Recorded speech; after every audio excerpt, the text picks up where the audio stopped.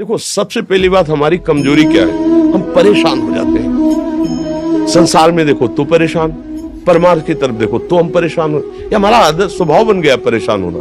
थोड़ा सा धैर्यवान बनो, गंभीर बनो। कोई भारी से भारी विपत्ति में परेशानी स्वीकार करके विपत्ति से थोड़ी निकला जाता। सुलझो, ठीक है, विपत्ति आई, समस्या आई, इसका समाधान होगा। ऐसा थोड़ी कि हमें नष्ट कर देगी। अगर अभी हमारी बड़ी हानि हो जाती है, हम कल इससे बड़ा लाभ प्राप्त कर सकते हैं। हमको एकदम बिल्कुल गंभीर रहना है, इतने कमजोर नहीं बन जाना। अब वो गए तो क्या होगा, अब वो वस्तु गई तो क्या, पद गया तो क्या होगा। प्रयास किया था, ये पद मिला था, इससे बड़ा पद प्राप्त करूंगा, मैं इससे बड़ा महान बनूंगा। ठीक है, एक बार गिर गया, गलती हो गई, दंड भोगूंगा, फिर इससे ज्यादा संयम में रहूंगा। बिल्कुल मतलब एकदम फ्रेश दिमाग रखना चाहिए। और अपने लोग क्या है, जरा सी बात में एकदम पछड़ा कर लेते हैं, एकदम कमजोर हो जाते हैं। ये बिल्कुल ठीक नहीं है। हम जीवन भर की यात्रा की बात कह रहे हैं, भारी से भारी कष्ट में भी मुस्कुराना, तो हमें बल मिला है, हमें भगवान की कृपा का दर्शन हुआ है, हमें उनका दुलार दिखाई दिया है। अगर ऐसे तो भाग जाते हैं, फिर परमार्थ में थोड़ी चलना होता है। आज जो आप सुन करके लाभ लेने की चेष्टा कर रहे हो ना, ये केवल प्रवचन नहीं है, ये जीवन है। अगर ये जिए ना होते ना तो ये इसका प्रभाव नहीं पड़ता, फिर वाणी का प्रभाव नहीं पड़ता। हम इसीलिए कहते हैं, जैसे आप लोग एकदम परेशान हो जाते हैं जब बोलो, क्या हमसे ज्यादा परेशानी होगी?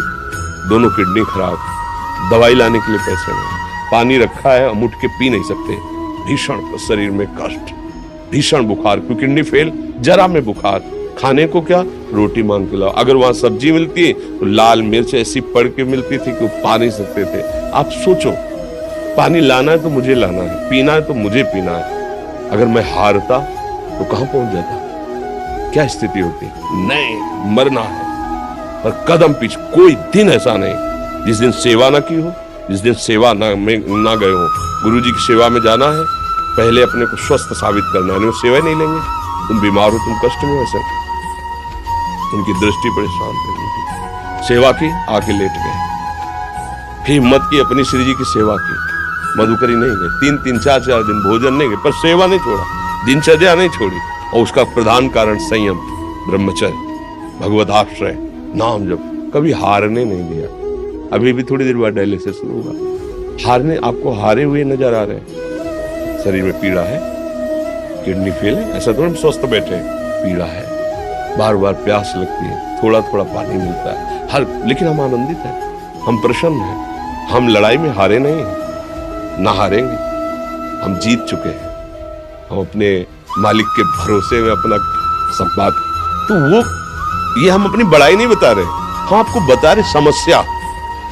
सोचो, तुम्हारे पास तो माँ है, भाई है, बहन है, परिवार है, कोई ना कोई तो है ना।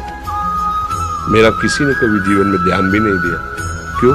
बचपन से बाबा जी बन गए, किसी से प्यार नहीं, किसी से संबंध नहीं, कोई जानकारी नहीं, हम कहाँ हैं, वो कहाँ, किसी से कोई मतलब नहीं। अच्छा, जवान साधु कौन श्रद्धा करे? कभी गांव जाने की हिम्मत नहीं पड़ती कि रोटी मांग ले, पता नहीं लोग क्या सोचेंगे, क्या भावना कर ले। हम दरवाजे पे खड़े हैं, क्या कैसी भाव, जो हमारे सामने आकाश वृत्ति से आया यौवन अवस्था में, वही पाया है, अन्यथा भूखे रह गए। जब हम हर समय अपने को विवेक के द्वारा सावधान रखे, तो हम कभी निराश नहीं हुए, कभी उदास नहीं हुए, कभी ऐसा नहीं लगा कि यार हम दुखी, कभी नहीं लगा। उसी का फल है कि उस सुख का संकेत मिल गया जहां दुख की निशानी भी नहीं, वही उसी के बच्चे हो। हम सब उसी धातु से बने हुए हैं। हम इतना क्यों परेशान हो जाते हैं? हम ये देखते हैं, अपने लोग थोड़ी बात बिगड़ गई परेशान, नहीं बिगड़ी तो बिगड़ जाने की संभावना में परेशान है। आज सुख है, लेकिन कल सुख छिन जाएगा, तो हम आज के सुख में सुखी ना होकर कल के दुख की आने की संभावना में हम भयभीत हो। अब क्या हमारी सोच रह गई? हमको इतना बलवान बनना है कि सुख और दुख दोनों हमको छू न सके। भारी से भारी सुख की व्यवस्था है तो अहंकार नहीं, हर्षित होकर किसी का अपमान न करे कि हम धनी, हम पदाधिकारी, अमुक। भारी से भारी दुख आया तो हमें किसी के सहयोग की जरूरत नहीं, हम फिर अपने कदम बढ़ाएंगे, हम फिर जुड़ी हुई अपनी भावनाओं को सजाएंगे। मस्त जीवन, एकदम तुम अविनाशी के बच्चे हो। शेर का बच्चा भेड़ों के बीच में फंसकर म्यों म्यों बोल रहा है, बस अगर दहाड़ना सीख जाए तो कोई भी उसे परास्त नहीं कर सकता। ऐसे भगवद अंश, तू प्रपंच में फंसकर अपने को इतना दीन क्यों देख रहा है? तू ऐसा है कि भगवान के दिव्यास्त्र में भी ताकत नहीं तेरे को मार सके। तू अविनाशी का अविनाशी बच्चा है, विनाशी भोगों को, विनाशी शरीर को मैं मान के इतना भयभीत, इतना दुख ठीक नहीं। ये सबके लिए, केवल एक के लिए नहीं। आप समझो, आप लोग सोचते हैं हम गृहस्थ होकर भला ऐसी स्थिति कैसे। जनक जी सुखदेव जी के गुरु हैं और राजा हैं, महल है, रानियां हैं, नौकर है, चाकर। क्या सुखदेव जी जिनके शरीर में लंगोटी भी नहीं है, दिगंबर, परमहंस के गुरु है जनक जी जो राजा हैं। समझो आप ऐसा ना सोचे कि अब नौकरी कर रहे हैं, हम संसार में, हम गृहस्थ हैं, हम अध्यात्म की ऊंचाई पर नहीं चढ़ सकते। नहीं, आप एक सरकारी नौकरी या आप किसानी या व्यापार करते हुए आप एक अध्यात्म की ऊंचाई में चढ़ सकते हैं। और अध्यात्म ही है जो तुम्हें इस माया के दुख सुख से ऊपर उठा सकता है। दूसरा, चाहे जितनी संपत्ति आ जाए, आप सुखी नहीं हो सकते।